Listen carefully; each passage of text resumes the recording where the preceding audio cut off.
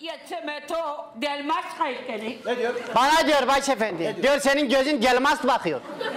Ne bakıyor oğlum? Nasıl bakıyor? Böyle gelmez bakıyor diyor. Ters bakıyor diyor. Göz doktoru mu lan bu? Gayet doktor açımıyla.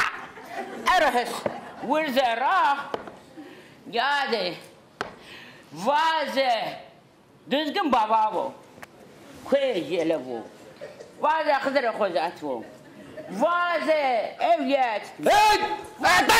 Yarı dersin bu. Oğlum siz burada sayı mı öğreniyorsunuz? Başefendi bizim carları sayıyor. Neyler sayıyor? Carları. O ne? Car var ya orada sayıyor. Oğlum diyar ne? Burada diyarın ne işi var? Hangi diyardan bahsediyorsun? Onda sayıyor başefendi. Oğlum söyle sonra derdini söylesin. Atacağım dışarı. Hani ben de kovaklı Erdoğan Toven. Era servadina só de bura. Tu juritana. Ne sarnana. Ne limu ne tan. Taran beni. Baba başa diyor pijin torunu diyor sen ondan diyor onu ye ki diyor ben inanam diyor. Oğlum ne veriyorsa al ye beni ilgilendirmez. Ye ne veriyorsun? Ama başefendi diyor Bakın güzel. hani yiyorlar böyle emredersin başefendi yiyorsun doğruyu söylüyorsun ya. Yiyorsun doğruyu söylüyorsun. Evet. Yani yemin. Onu yiyorsun. Diyor onu ye başefendi. Yemin etmeni istiyor senden. Evet diyor onda ye diyor sen doğru söylüyorsun. Et oğlum. Nasıl yiyen başefendi? Sen daha yemin etmesini bilmiyorsun ha. Nasıl bilmiyorum başefendi. Oğlum sen askerlik yapmadın mı? Başefendi ben gittim elbise giydim mi? Sonra dediler çıkart git sen. Gönderdiler başefendi. Elbiseyi sana giydirirler sonra çıkar git dedi. Evet. Haklılar ne yapacaklar ki oğlum senin gibi adama? Senin gibi adama ne yapacaklar oğlum? Okumayla yok bir şey yok. Sen okula gittin mi hiç? Gittim başefendi. Ne okudun? Başefendi birinci sınıfta 5 sene okudum. Aferin. Gene iyi okumuşsun. Tamam. Gel buraya gel. Emredin başefendi. Bırak o bunu. Emredersiniz. Düz dur. Emredersiniz başefendi. Kaldır sağ elini. Sen de mi gerizekalı? Emredersiniz başefendi.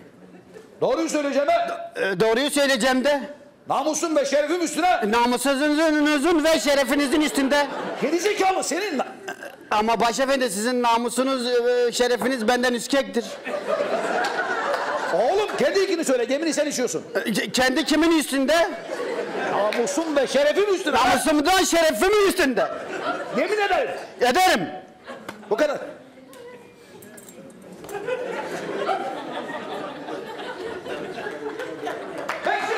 Emredin başefendi. Emredersiniz. İçtim de. Muguen. Göre tu çara hekwer. Son duel.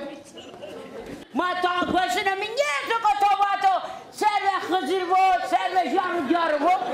Ne diyor? Memo. Başefendi diyor ben. Ne bize no lokma hakkı bizi buraro.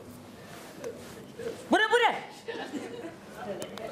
Ne diyor o? Ne diyor? Başefendi diyor şey diyor sen diyor yemişsin ama diyor içinde Hızır geçmemiş.